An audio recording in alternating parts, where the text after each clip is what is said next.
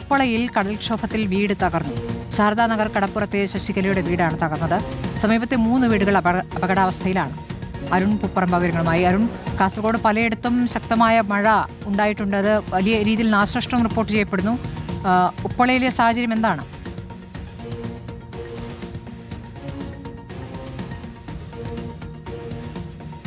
സ്മൃതി, അതിരൂക്ഷമായിട്ടുള്ള കടൽക്ഷോഭമാണ് ഈ ഉപ്പള ശാരദാനഗർ കടപ്പുറത്ത് ഉണ്ടായത്. കഴിഞ്ഞ ദിവസങ്ങളിലെല്ലാം ഉണ്ടായിട്ടുണ്ട്. നമുക്കതിൻ്റെ ദൃശ്യങ്ങൾ കാണാം. വളരെ ശക്തിയായിട്ടുള്ള അതിരൂക്ഷമായിട്ടുള്ള കടൽക്ഷോഭമാണ്. ആ കടൽക്ഷോഭത്തിലാണ് നമ്മൾ ഈ ദൃശ്യത്തിൽ കാണുന്ന ഈ വീട്, ശശികല എന്ന ആളുടെ വീട്. ഇപ്പോൾ ആ വീടിൻ്റെ കൂടുതൽ ഭാഗങ്ങൾ കൂടി ഇടിഞ്ഞ് താഴേക്ക് വീഴുകയാണ്. ആ വീട് ഇപ്പോൾ പൂർണ്ണമായി തന്നെ തകർന്നിട്ടുണ്ട്.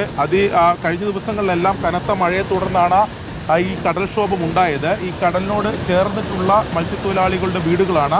അതിലൊരു വീടാണ് പൂർണ്ണമായി തന്നെ കടലെടുത്തത്. അതിൻ്റെ അവശിഷ്ടങ്ങളൊക്കെ നമുക്ക് കാണാം.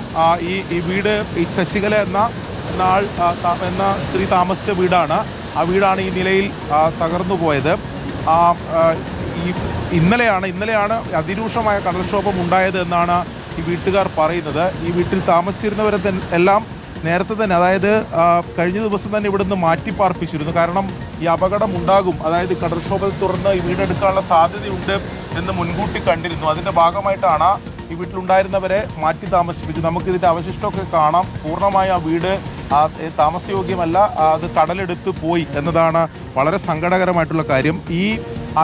കടലിനോട് ചേർന്ന് മറ്റു 3 വീടുകൾ കൂടി ഉണ്ട്.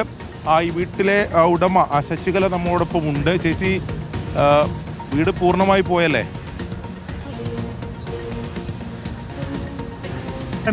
കാസർഗോഡ് സാഹചര്യങ്ങൾ വ്യക്തമാക്കുന്നത്. ശക്തമായ മഴയാണ്. തീരപ്രദേശങ്ങളിൽ വലിയ നാശനഷ്ടങ്ങൾ റിപ്പോർട്ട് ചെയ്യപ്പെട്ടിരിക്കുന്നത്.